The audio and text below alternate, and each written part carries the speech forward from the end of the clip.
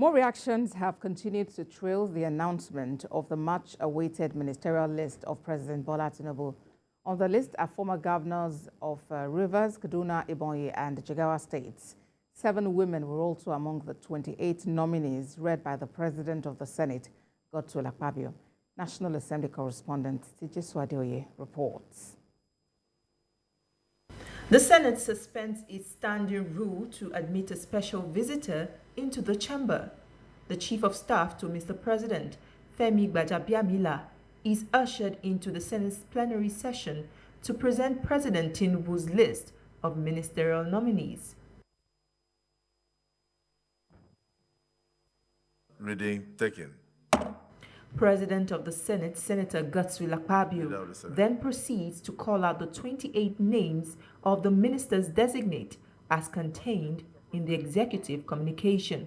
Of the Constitution of the Federal Republic of Nigeria 1999 as amended, I am pleased to forward to the Senate for confirmation the underlisted 28 ministerial nominees. 1. Abubakar Momo, Ambassador Yusuf Maitama Chuka, CON. 3. Architect Ahmad Dangiwa. 4. Barrister Hanatu Musawa.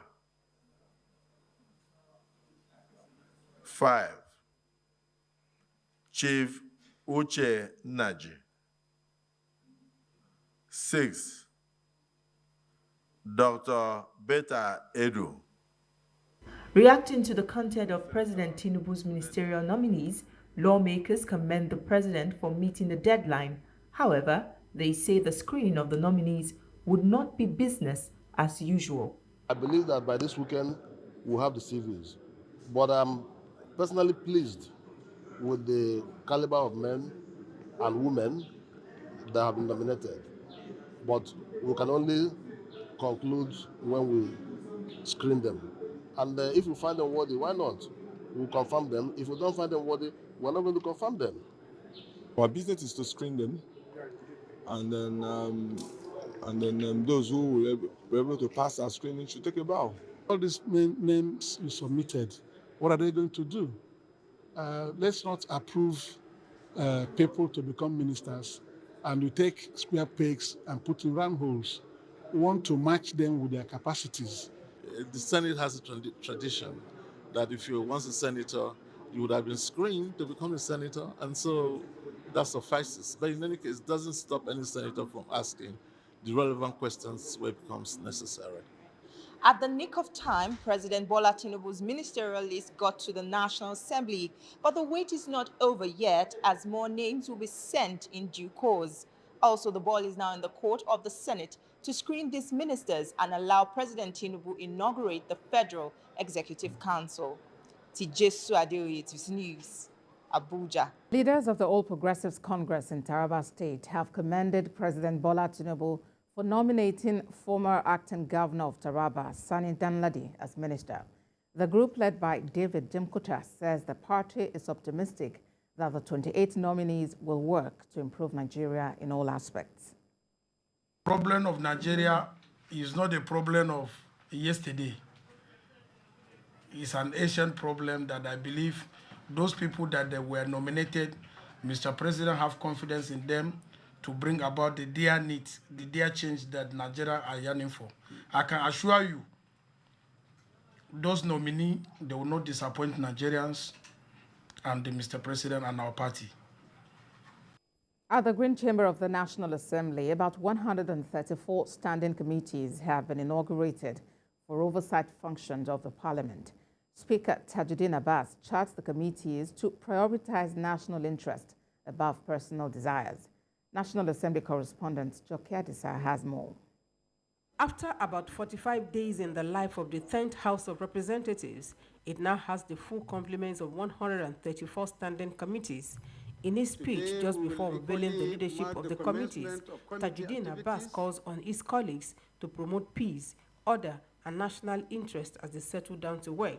Even as we embark on the oversight of other arms of government, we must see the powers of oversight given to us by the Constitution as a means to promote good governance through compliance to the laws of the land. He says given the high turnover of new legislators, there is need to build the capacity of newly appointed committee chairmen and their deputies. Separation of powers does not mean separation of government. We are one and the same government with sole purpose of providing services to the good people of this nation.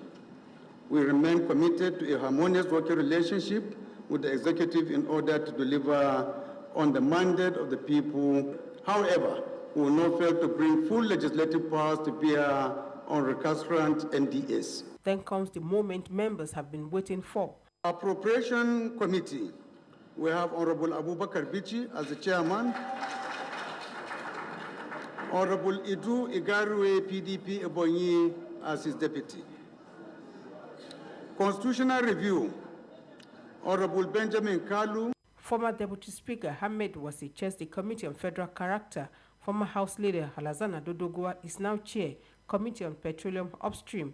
Former Deputy Leader Peter Akpatasin now chairs Aviation Committee, while former Appropriation Committee Chairman Aliyu Betara oversees the Federal Capital Territory. Among those who retain their chairmanship seats are Babajimi Benson as Chairman House Committee on Defense, James Faleke as Finance Chairman, Leke Abejide of Customs, Yusuf Gagdi of Navy, Tanko Sonono of Health Services, and Sada Soli of Water Resources. Osun lawmaker Bamidele Salam now chairs the Public Accounts Committee, and Kafilat Ogbara from Lagos is chair House Committee on Women Affairs. After the end of his first session, the Speaker announces a 6-week recess, but says other committees may choose to continue their assignments in the course of the holiday. Joke Edsa, TVC News, Abuja. Let's turn attention to the ongoing military coup in Niger Republic. The ECOWAS community citizens have condemned the military takeover, stating that there is need to review the ECOWAS protocol on term limit. At a press conference in Abuja, they also sought the protocol on democracy and good governance be reviewed to end the menace. Moyo Thomas reports. The military takeover of government in Niger on Wednesday night makes it the 7th coup or attempted coup in the West African region in the last 3 years.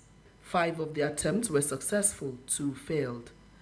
This has come under wide condemnation by world leaders and groups, including President Bola Tinubu, the chair of ECOWAS Authority of Heads of State and Government. The fear and concern expressed by many is that resurgence of coup in the region signifies a democratic retrogression caused mostly by increasing poverty, persistent insecurity, and corruption. There is the regime that suffers rather than the people. This group, ECOWAS Community Citizens, believes beyond the obvious causes of the coup, the undefined term limit in ECOWAS is also a cause of the incessant military takeovers. For example, President of Togo has been in power since 2005, currently on his third term of 5 years each.